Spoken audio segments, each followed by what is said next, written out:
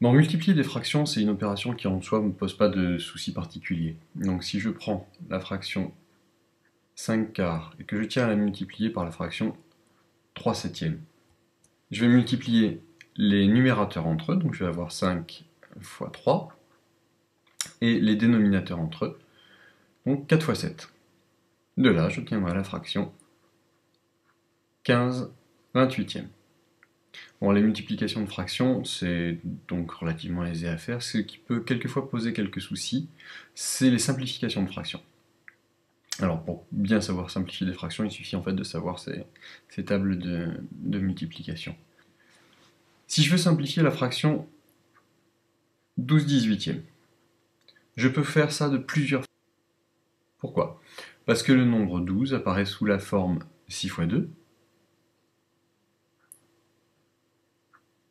et le nombre 18 apparaît sous la forme 9 fois 2. Auquel cas, je vais pouvoir simplifier. Pourquoi est-ce que je vais pouvoir simplifier? Parce que ceci, je pourrais l'écrire comme 6 neuvièmes fois 2 demi. Or, 2 demi, celui-ci ici, on le connaît bien. 2 demi, c'est 1. Et quand je multiplie quelque chose par 1, je ne le change pas. Donc ça voudrait dire que si j'ai 6 neuvièmes fois 1, ça va me faire 6 neuvièmes. Mais là, je pourrais continuer à simplifier. Pourquoi? Parce que 6, c'est 3 fois 2, et que 9, c'est 3 fois 3. Auquel cas, ici, j'ai à nouveau le même nombre au numérateur et au dénominateur. 3 en l'occurrence. Et bien là, je vais pouvoir à nouveau simplifier, parce que 3 sur 3, ça fait 1, et une fois 2 tiers, il ne me reste plus que 2 tiers. Alors je ne suis pas obligé de faire ça en plusieurs étapes. Je vais le faire si je ne vois pas vraiment de simplification évidente dès le départ. Mais ici, j'aurais pu très bien écrire que 12 18e, c'était 6 fois 2 sur 6 fois 3. Auquel cas, je me retrouve avec mon 6 sur 6 à ce niveau-là, et il ne me reste bien que mon 2 tiers. Donc, quelle que soit la façon dont on va commencer notre simplification, à partir du moment où on ne se sera pas trompé dans notre table de multiplication, on arrivera toujours au même résultat.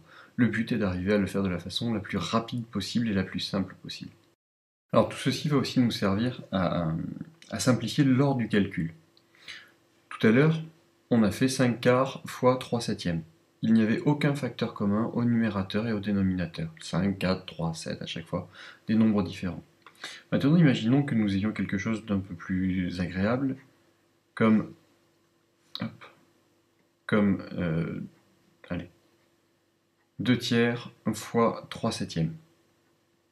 Ici, on remarque immédiatement qu'on a les mêmes nombres au numérateur et au dénominateur, comme on l'a vu ici. Et là encore, 3 sur 3, ça nous fait 1. Qu'est-ce qu'il va me rester? Il va me rester juste du 2 septième.